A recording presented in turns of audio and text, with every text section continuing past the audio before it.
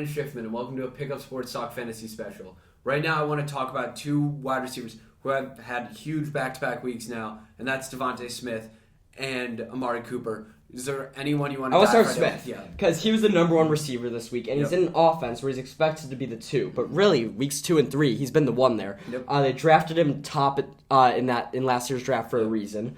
I think he's a guy we could trust as a wide receiver too. I truly do. No, we're not expecting him to put up 31 points a game, but we have now seen that Jalen Hurts fully trusts him. We've seen that despite his stature, he can be a deep threat.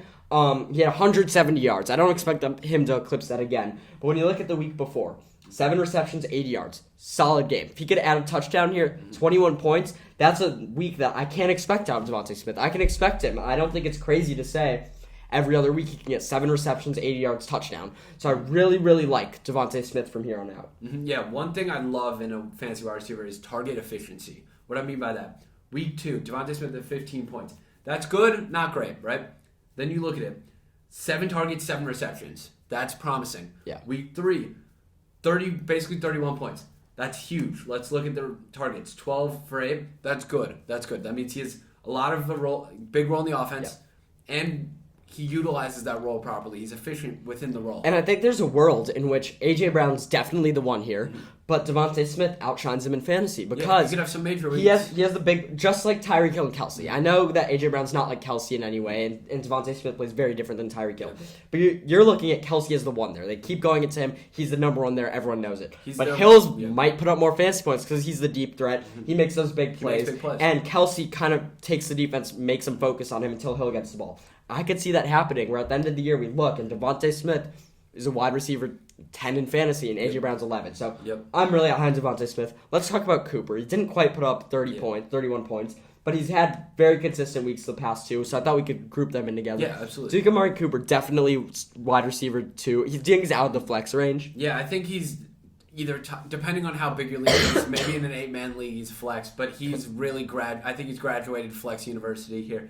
I think he's looked very good the past 2 weeks with average to subpar. Basically the same weeks. I mean, he's had 101 yards both weeks. He had a touchdown both weeks. He had 11 targets, 10 targets in 1. I think the biggest deal is that he's Brissett's number 1 weapon. Yeah, with the utilization he has right now, he's extremely promising, and he's a guy you have to be unnoticed about just because on any given week, let's say he gets one more red zone target, looking at his efficiency, that could be another touchdown. It's definitely something to look out for. I think he's definitely a receiver 2, not quite in receiver 1 because I still don't trust Brissett. I'm going to come out with a pretty hot take. 2. I think he's going to have another week north of 20 this week against Atlanta. I think everyone's going to come out and say he's a top 10 receiver, and then I think his value is going to drop from there. I think he's still going to be a receiver 2 from here on out. Let me be clear. It's not going to be a 25-point week again, and then he's going back to 4-point weeks. But I think looking at his competition after Atlanta this week, where I think they win big, they have the Chargers, New England, Baltimore, Cincinnati, Miami, Buffalo, Tampa. That is a killer schedule. Those are some good defenses. I think, and he's sticking with Jacoby Brissett through that schedule. It's not until week 13 where he gets Deshaun Watson. So I think it makes some sense to let him play out this week and maybe sell him high. I love Amari Cooper this year. I like Devontae Smith a little more, maybe because he's on my team. Yeah. But Amari Cooper, I think there's a world where it's viable to sell him after this week. But look for another big week out of Amari Cooper against that week. I know A.J. Terrell's still there, but against that weak Falcons team. Yeah, for sure. These are two guys that have really just been super impressive over the past 2 weeks. 100%. I also want to mention Chris Olave. I think he's here to stay. I think he's the Saints' number 1. He had a big week this week. Same with Hollywood Brown. But we'll see how his production changes when D-Hop comes back. So, yeah, thank you guys all for listening. We're going to keep talking about players when they have kind of outlandish weeks, talk about if they can be consistent or not. And, yeah, check out our other clips and our regular episode. Yeah, thank you so much.